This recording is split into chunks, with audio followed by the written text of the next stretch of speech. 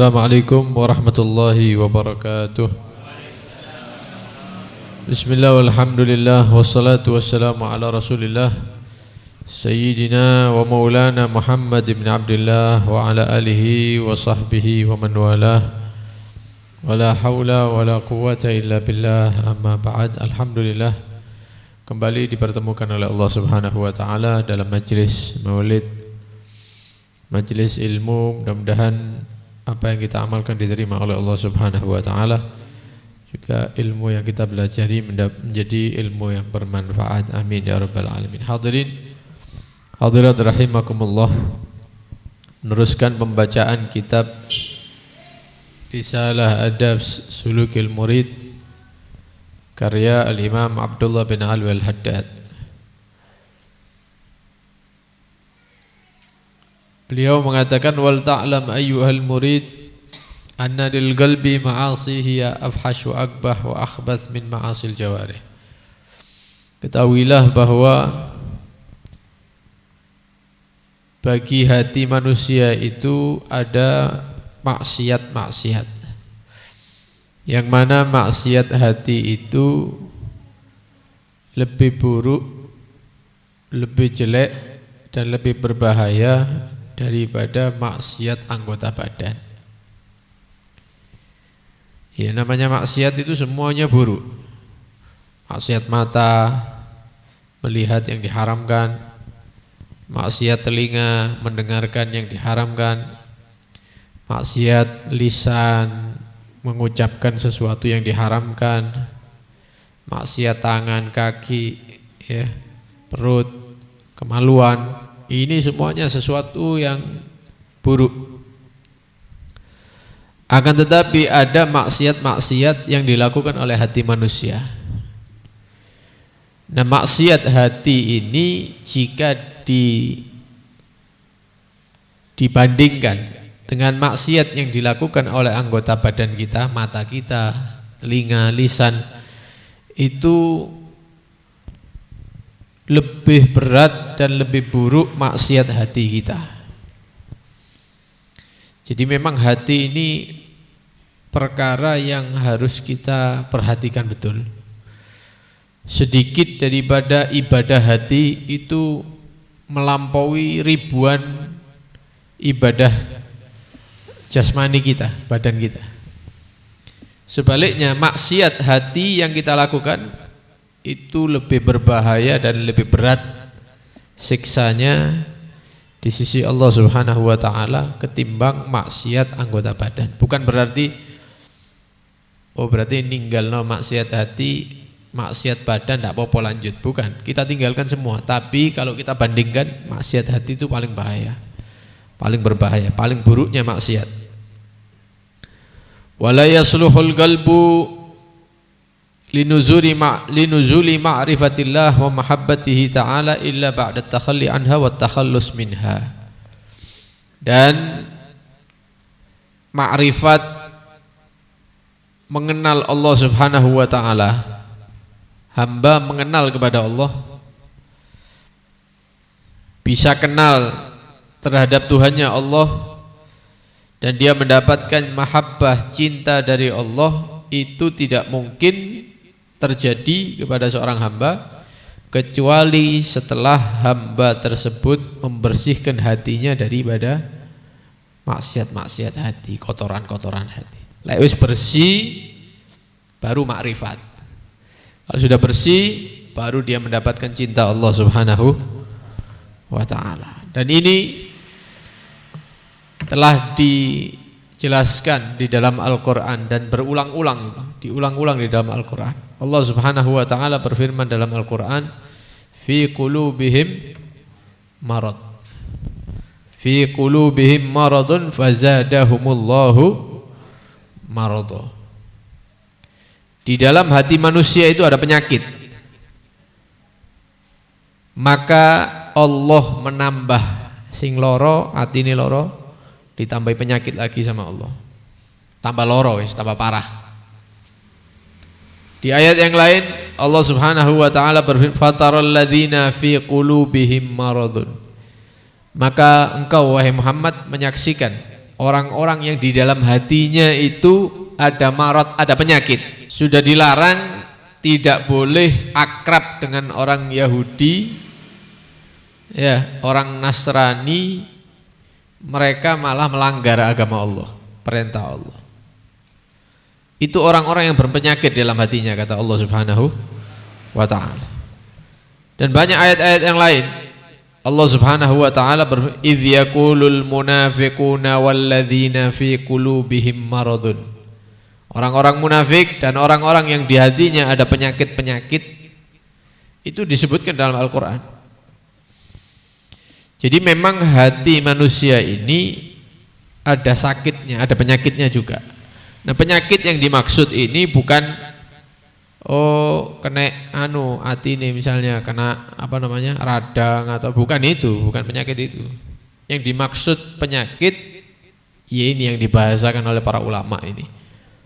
Penyakit ragu terhadap Allah Subhanahu wa taala, penyakit cinta dunia, condong kepada dunia, penyakit sombong, penyakit riya, pengen dipuji manusia, penyakit hasud, tidak seneng ada temannya sukses, tidak seneng ada tetangganya dapat rezeki. Ini namanya marad, penyakit-penyakit hati, maksiat hati yang harus dihilangkan. Karena itu Allah Subhanahu wa taala berfirman di dalam Al-Qur'an, qad aflaha man zakkaha wa qad khaba man dassaha. Benar-benar aflah, beruntung orang-orang yang zakkaha, mensucikan jiwanya, hatinya, mensucikan daripada penyakit-penyakitnya, dibersihkan daripada maksiat hati. Wa qad khaba man dassaha, benar-benar celaka, menyesal orang-orang yang melumuri, mengotori hatinya dengan maksiat-maksiat. Ya, cinta dunia disuburno, sombong sama orang dibiarkan hatinya. Pengen dipuji, diakui sama orang itu diingu di hati ini, ya, dibiarkan. Hasud juga seperti itu. Nah, ini kata para ulama, maksiat hati ini lebih buruk, lebih berbahaya daripada maksiat anggota badan. Kalau sudah ada seperti ini dalam hati kita, ya tidak mungkin kita akan mengenal Allah Subhanahu wa taala. Tidak mungkin kita akan mendapatkan mahabbah, cinta Allah Subhanahu wa taala. Karena ma'rifat dan mahabbah itu akan dikucurkan di wadah-wadah yang bersih. Manusia ini seperti wadah semuanya. Hatinya itu seperti gelas. Ya. Kebanyakan daripada manusia gelasnya rusuh. Ya. Ono kotorane cecek, ono kotorane tikus di dalam itu. Lah mau diisi sama susu, enggak mungkin, eman kan? Tidak bisa diombe. Mau dituangkan susu tidak mungkin. Kenapa? Kotor. Dicari yang lainnya di gelas yang bersih, yang bersih. Nah, itu nanti dituangi sama Allah. Dituangi apa? Dituangi ma'rifat, dituangi mahabbah. Hati siapa itu? Hati para aulia, para wali-wali Allah. Hatinya orang-orang soleh. Ya, mudah-mudahan hati kita dibersihkan oleh Allah Subhanahu wa taala. Ya, supaya kita bisa merasakan sedikit daripada ma'rifatullah, merasakan daripada mahabbatullah. Famin afhashiha, dari paling buruknya penyakit hati, ya penyakit hati itu banyak. Yang paling buruk diantaranya yaitu al-kibir war-riya wal hasad, sombong, pengen dipuji manusia, ibadah bukan karena Allah, dan hasud, iri sama orang. Ya. Ada satu hadis Nabi SAW pernah bersabda, innal gulub, kata Nabi SAW, sesungguhnya hati ini la tasda, bisa keluar karat, atine menungso ini iso karaten. Kama yasdaul hadid, sebagaimana besi itu bisa berkarat karena kena air. Jadi hati manusia ini iso karaten. Kita dilahirkan itu dalam keadaan bersih. Tapi ketika mata kita menyaksikan, telinga kita mendengar, kita meniru orang-orang yang tidak baik, kumpul dengan orang-orang yang tidak baik, kita tidak paham ilmu agama dan seterusnya, akhirnya kita melakukan sesuatu yang buruk, yang jelek-jelek, melanggar, meninggalkan yang wajib dan seterusnya. Akhirnya hati ini semakin lama semakin karaten. Kalau sudah karaten, ya berkarat, itu ibarat kaca itu sudah tidak iso digawe kocoan wis elek wis jamuran wis. Ditelok tidak iso. Orang mendekat ke kaca itu tidak kelihatan wajahnya sudah. Hati kita seperti itu. Karena banyak melanggar maksiat, meninggalkan kewajiban, akhirnya karatan hati itu. Maka sahabat tanya, "Wa ma jalauha ya Rasulullah?" Ya Rasulullah, kalau mau mengembalikan hati ini supaya terang lagi itu bagaimana? Maka kata Nabi sallallahu alaihi wasallam, di antaranya yaitu membaca Al-Qur'an. Membaca Al-Qur'an. Tapi kalau hatinya orang-orang pilihan Allah itu seperti kaca, ya terang. Jadi semua yang datang kepada dia itu seperti orang kocoan. Kadang-kadang tidak perlu ngomong wong. Datang sama satu kiai, datang sama satu habib misalnya, belum ngomong sudah tahu hajate opo. Kenapa? Orang ini berkaca di hatinya wali ini, tahu dia. Oh ini hajate begini. Oh ini ada yang sakit.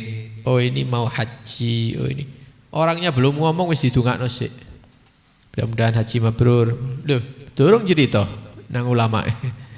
Kenapa? Hatinya seperti cermin. Hatinya seperti cermin, tidak ada kotoran sama sekali. Apapun terlihat. Kalau kita kan tidak ketok kabeh. Ya, semuanya tidak terlihat. Karena itu berusaha semaksimal mungkin selama masih hidup ini membersihkan hati. Ya, jangan sampai ada sombong, jangan sampai pengen dipuji manusia, jangan sampai kalau ada saudaranya mendapatkan kenikmatan kita hasud, iri, jangan. Maka kata beliau Al-Habib Abdullah Al-Haddad, fal kibru yadullu min sahibihi ala ghayatil hamaqah. Kalau ada manusia dia itu sombong, memiliki sifat sombong, ini menunjukkan bahwa dia itu orang yang paling bodoh. Orang yang paling bodoh ini. Wa nihayatul jahala wal ghabawa. Tidak ada puncak kebodohan kecuali dia ini, orang-orang yang sombong. Wa kaifa yalikut takabbur mimman ya'lamu annahu makhluk min nutfatin madhirah. Bagaimana kita akan menyombongkan diri padahal kita semua tahu asal muasal kita ini dari air mani atau sperma yang kita sendiri kadang-kadang jijik. Ya, kalau ada sperma misalnya air mani nempel di badan kita langsung kita bersihkan. Atau menempel di pakaian kita langsung kita cuci. Loh, awake dhewe jijik. Loh, kamu ini dari apa? Kalau tidak dari itu. Loh, kok mau sombong? Kita semua ini dari sperma, dari air mani yang sifatnya seperti tadi itu. Ya, kalau terkena badan, baju langsung kita cuci. Loh, kok mau menyombongkan diri itu kenapa? Wa alal qurbi yasiru jifatan qadhirah. Dan sebentar lagi kita semuanya akan menjadi jifah, mayit, jasad yang tidak ada nyawanya, qadhirah, yang kalau dibiarkan beberapa hari akan rusak, melembung wetenge. Itu mau sombong bagaimana? Karena itu diceritakan ada satu putra pemimpin, putra mahkota begitu ya, anaknya presiden. Cara mlakune tok wis ketok lek sombong. Anaknya pejabat ya. Jalannya sudah petentang-petenteng gitu ya. Kayak apa dijak gelut apa. Ketemu sama seorang ulama ketika itu di tengah jalan. Maka itu orang tidak ada yang berani, semuanya menundukkan kepala. Ini anaknya presiden, putranya presiden. Katanya ulama ini, anak muda katanya, kamu jangan jalan seperti itu. Itu adalah cara jalan yang dibenci Allah Subhanahu wa taala. Iki sak embong ndak ono sing wani ngandani. Ini ada satu orang tua kok berani-berani ya negor noleh. Katanya putranya presiden ini, Pak, kamu tidak kenal sama saya. Katanya ulama ini, loh, sama kamu? Iya betul-betul kenal saya, 100% kenal. Siapa? Saya, kalau begitu. Kamu ini dulu dari mani, dari sperma yang menjijikkan. Nanti kalau kamu mati, kamu jadi bangkai yang mengeluarkan bau kalau tidak dikubur. Dan sekarang ini kemana-mana kamu bawa kotoran di perutmu, entar lagi keluar. Wong menungso kan gawa kotoran, mari mangan, ya ada yang harus dibuang di kamar mandi. Itu dibawa kemana-mana itu kotoran. Loh kok mau sombong? Ketika diomongi seperti itu langsung diem ini. Anaknya rojo. Pikirnya iya benar. Saya sombong tapi pada hakikatnya apa yang mau disombongkan? Asal muasalnya seperti itu, nanti akhirnya dadi opo? Ya nang dia nggawa kotoran. Maka tanya, siapa ini? Disebutkan fulan. Oh, ternyata ulama besar di daerah itu. Ya, akhirnya dia apa? Berhenti dari cara-cara sombong seperti tadi itu. Nah, ini penting ini. Jadi kadang-kadang kalau manusia ini pasti, setiap kita ini pasti ada penyakitnya. Ada sombongnya ada, cuman bedo-bedo. Ono sing titik, ono sing akeh. Biasanya yang punya ilmu itu yang meremehkan orang biasanya. Delok iki bodoh iki ndak ngerti, gitu ya. Nah, ini harus diingatkan dirinya, pribadinya, karena yang bisa mengobati ya kita. Ya, loh, saya kok mau sombong sama dia? Wong saya ini ya makhluk Allah yang hina, banyak dosa dan lain. Mungkin dia ya sholatnya diterima sama Allah, mungkin lebih tua dari saya. Dia sholat subuh, sholat duhur, sholat sudah lebih lama dari saya. Ini dia lebih afdal dari saya, lebih utama. Begitu. Ya. Melihat yang lebih muda, oh mungkin ini dosanya masih sedikit ini. Saya sudah bertahun-tahun dosanya. Akeh anakku dosanya, berarti dia lebih mulia dari saya. Begitu. Sing saumuran, oh mungkin dia punya amal-amal yang tersembunyi yang diterima oleh Allah. Ana tidak punya amal, saya tidak punya amal, dosa punya. Maka dia lebih afdal dari saya. Begitu. Ya harus dirinya ini dilatih begitu supaya tidak menyombongkan diri. Karena sifat sombong ini dibenci oleh Allah Subhanahu. Innallaha la yuhibbul mutakabbirin. Ya, Allah itu tidak senang sama orang-orang yang sombong. Wa in kana indahu syai'un minal fadha'il wal mahasin fadzalika min fadlillah wa sun'ih. Dan jika seseorang itu memiliki satu kelebihan, satu keindahan, fadzalika min fadlillah, maka ingat itu adalah pemberian Allah Subhanahu. Itu Allah yang menciptakan. Kalau Allah mau mencabut ya iso langsung. Ganteng aku rek. Ya, ono brewoke misalnya. Iki brewoke mek telu, misal. Lha ini ente ta sing gawe dhewe. Kan Allah yang menciptakan, yang buat kan Allah. Kemudian menyombongkan diri merasa lebih afdol, lebih bagus penciptaannya dari. Mari kono metu ke tempatnya dia, kecelakaan hilang. Ya. Hilang kabeh. Mau apa? Begitu juga ilmu dan lain-lain, kekayaan. Jangan sombong. Kon didadekno dan hilang ilmune wis. Ya sing asale serbanan mari ngono mudo di dalan. Kan bisa Allah menarik itu semua, kan bisa. Karena itu jangan sombong. Sing sugih meremehkan yang miskin misalnya ya. Salaman ngene tok nggih bojoke tok. Mari ngono ditisui misalnya. Saya ini kalau salaman sama orang miskin-miskin ini gatel langsung. Misalnya, mari ngono diwalik keadaannya. Dia menjadi orang miskin. Orang yang diremehkan menjadi orang yang kaya.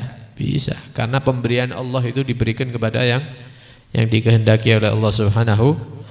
Laisa lahu fihi qudrah wala fi tahsili haul wala quwwah. Tidak ada usaha kita, tidak ada. Semuanya dari Allah Subhanahu. Apa usahanya kita? Apa kekuatan kita untuk? Tidak ada. Semuanya adalah pemberian Allah Subhanahu. Awala yakhsha idza takabbara ala ibadillah bima atahu Allah min fadlih an yaslubahu ma a'tahu bisu'i adabih. Apakah tidak takut orang-orang yang menyombongkan diri, ya sombong padahal dia mendapatkan pemberian Allah, tidak wedi dah pemberiannya tadi itu dicabut sama Allah. Yo, gantengnya diambil, kecantikannya diambil sama Allah, kekayaannya ditarik sama Allah, ya jabatannya diambil sama Allah, ilmunya diambil sama. Tidak takut. Kenapa? Karena dia su'ul adab, dia sudah menjadi orang yang kurang ajar. Wis dikei ya sombong terhadap hamba Allah yang lain. Li'annal kibra min sifatillah al-jabbarul mutakabbir. Karena sifat sombong itu hanya pantas ya disandang oleh Allah Subhanahu. Makhluk tidak pantas sombong.